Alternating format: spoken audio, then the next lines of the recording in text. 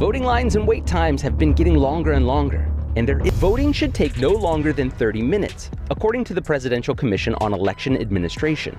But in the 2018 primaries, nearly half of Latino voters and Black voters waited an average of 45% longer than white voters. That's in large part because people of color tend to live in communities where there are fewer electoral resources, a problem that can be traced to one 2013 Supreme Court decision.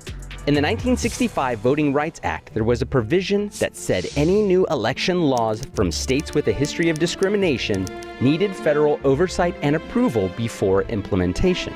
The provision was meant to be temporary, but was renewed several times due to its success in decreasing the voter turnout gap between whites and Black Americans. But in 2013, the Supreme Court overturned it, citing rising voter turnout rates in minority neighborhoods. In other words, the provision was deemed no longer needed. 24 hours after the Supreme Court decision, Texas, Mississippi, and Alabama enforced photo ID laws that previously were barred under the provision. Proponents of the law say these policies combat voter fraud, but 11% of eligible voters, mainly people who are young and in poorer rural neighborhoods, do not have government-issued photo IDs. Polling closures also increased since 2013. In Arizona and Georgia, 1 in 5 voting locations closed. In Texas, more than 1 in 10 closed. And in Louisiana and Mississippi, 1 in 20 closed. The closures mostly occurred in minority neighborhoods. And even with...